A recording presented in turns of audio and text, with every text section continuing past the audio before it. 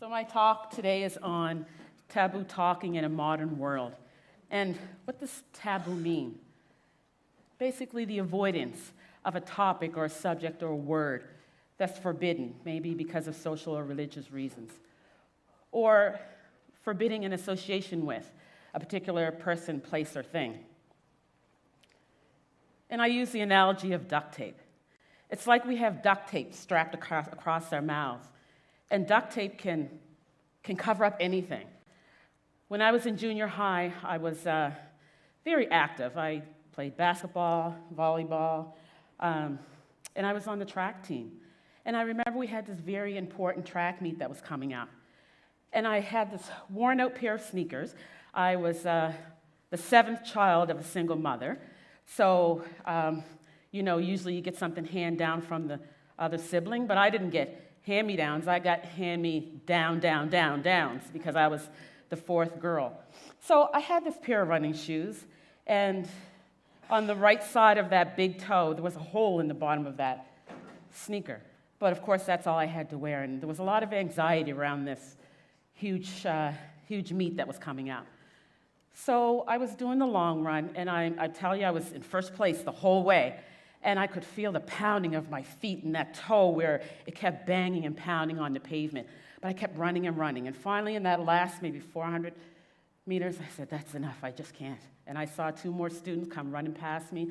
And I came in third place, and I laid down on the grass, and I looked up at the sky, and I could feel the throbbing in this toe. And my classmates came over, and they were high-fiving me, and they said, good job, third place. It means we can still compete. We're still in the running for the provincials. And one of them looked down, and of course my feet were now in the air, and they said, oh my God, Wanda, you ran so hard, you ran a hole right in the bottom of your sneaker. And of course I'm a teenager with a false sense of pride, and I didn't want to tell them it was already there, so I said, yeah, that's how it happened. So the coach ran inside, and she came back out with a roll of duct tape, and she said, this afternoon we still have another run. If you're up to it, we need you. I will fix that shoe so you don't even know there's a hole in it. So she did that, and I ran that race, and I came in first place, and man, that duct tape was amazing. It held it right together. And I use that analogy because it's like that's what it's like with our mouths. There's words that we'll speak and words we won't speak. We'll talk about that bundle of joy because, that family's going on to have a baby and they're starting their life. That's good news. We'll talk about graduation because, our parents put a lot of money into us and it finally paid off, and they're going to brag to everybody about us graduating. Family life is good. That picket fence and the 2.5 kids. Now, I don't know what that 0.5 child looks like, maybe a half a baby, but, that's good stuff. Sunshine, that's a warm and fuzzy topic. We'll talk about that till our eyes fall out. And wealth, we either have it or we don't. We talk about getting it, we want it. We'll talk about money all the time. But we won't talk about pornography because, we may be seen as a pervert. We won't talk about sex work because we may have to get into that whole debate about is sex work really work? Are all sex workers abused as children? We won't talk about rape because then we have to get into conversations about did she deserve it? Was her skirt too short? We won't talk about sexual violence because then we have to get into the talks about really looking at who are committing these acts and who are the most vulnerable to be violently sexually attacked. We can't talk about torture because heaven forbid that torture happens right here in Nova Scotia. But we can sit on the bus and talk to that stranger beside us and say, what beautiful weather we're having today. And you might get a smile back and a response and, they may agree with you. But we can't look at that same person and say, what beautiful sex I had with my partner last night. Can you imagine the reaction you'd get from that person? We can, sit in that staff room amongst all of our coworkers, and we can say, that was an incredible action film we watched last night, me and my partner. But can you imagine the reaction if you said, that was an incredible porn flick we watched last night? They may want the details of that action flick, but they don't want the details of that porn. So, we talk about everything that's okay and easy and safe. But some of you probably remember a time when You couldn't talk about that girl down the street because she was young and she was pregnant and she wasn't married and her parents may have to ship her off until she has a baby. Then she comes back to class and she sits in her desk like nothing happened. We couldn't talk about it. Imagine we couldn't talk about that. It was taboo. So if there's something that's taboo and we speak it out loud, somehow it equates to horror.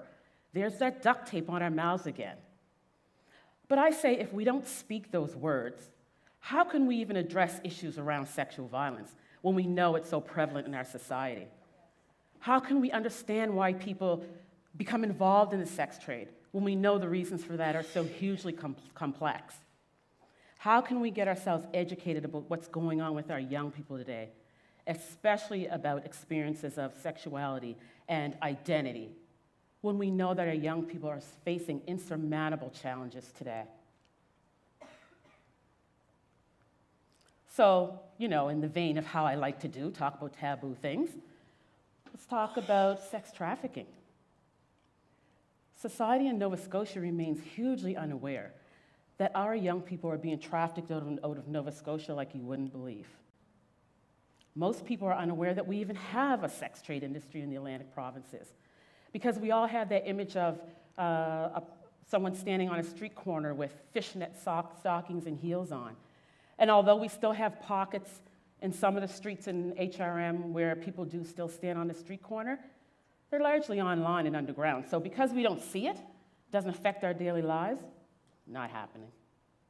Your neighbor could be a sex worker, teacher by day, working on their webcam from their bedroom at night. You wouldn't know it. They're not going to have fishnet stockings on. They may or may not tell you. They may be doing it to support their family. And then we talk about the differences between sex workers and sex trafficking victims. Canada in 2014 passed a bill that made it legal for a consenting adult over the age of 18 to sell their bodies for sexual services. However, it's illegal for someone else to sell that person's body. That's trafficking. It's also illegal for a person under 18 to consent to the use of their bodies in that way. They're considered to be a victim of sex trafficking. Sex workers, when you speak to them, will say, we prefer to use the word sex work because we don't want to be seen as prostitutes or hookers or those other words that they consider to be dirty. And sex workers aren't just people who are standing on a street corner. They're people on film sets working in the pornography industry making $10,000 or $20,000 a show. They're also people from massage parlors or online or in their webcams. But again, they are consenting adults over the age of 18 making a decision to do what they will do with their own bodies. That's not everybody. Some people are in it because of finances or for survival or due to poverty issues. When we're talking about sex trafficking victims, we are talking about people who have been exploited into the trade. They're not there by choice. They came by way of manipulation, coercion, threats, kidnapping. And the person who did that isn't always some big, scary pimp that we think it is. It's a boyfriend. It's a peer. It's that person that you met in the group home. It's someone who's in the youth facility recruiting you right out of the facility. It's someone who used to be a victim of sex trafficking and now has become a recruiter. People who are victims of sex trafficking have not consented to use their body in this way. And a person can be trafficked at any age, at any time, from any place, and by any person. But we won't talk about that. So when we don't talk about it, when we don't educate our youth about what's happening in Nova Scotia, we tie their hands and we bound their feet because we don't provide them with the tools they need to know how to keep themselves safe. Because we have this duct tape on our mouths that we're afraid to remove because we're afraid to talk about sex with young people. We're afraid to say the word condom. We're afraid to say the word rape. Do you remember, when you go to the clinic and you go give blood, or you go to get blood taken, and the nurse will jab that needle in your arm, and then she'll rip off the longest piece of tape she can find, and then she'll wrap it all around your arm, getting all those tiny little baby hairs. And then when it's time for you to take it off, you'll do one of two things. You'll just rip it off really fast, just get the pain over with. Or you'll painstakingly pull every tiny piece so that you those poor baby hairs, and it'll take you all day. But either way, it's going to be painful. You got to do it. We got to remove the duct tape from our mouths. We have to be bold about talking about this subject. We have to be okay with talking about rape. We have to be okay with talking about sexual violence and who it's happening to. And when you work in frontline on the fields, every day you see it. You can remove yourself from it. It doesn't stop it from happening. We shouldn't have the word taboo. You know, we're always hearing about new words being added to our dictionary all the time, like mansplaining. I love that word. Mansplaining, I love that. I always look for chances to say that word. But we don't hear people talking about words that we should remove. And that word taboo, we need to remove that word from the dictionary. There's no reason why, with all the things we have going on in today's society, with all the things our young people are facing, with all the things that we are facing, there's no reason why any subject should be considered taboo.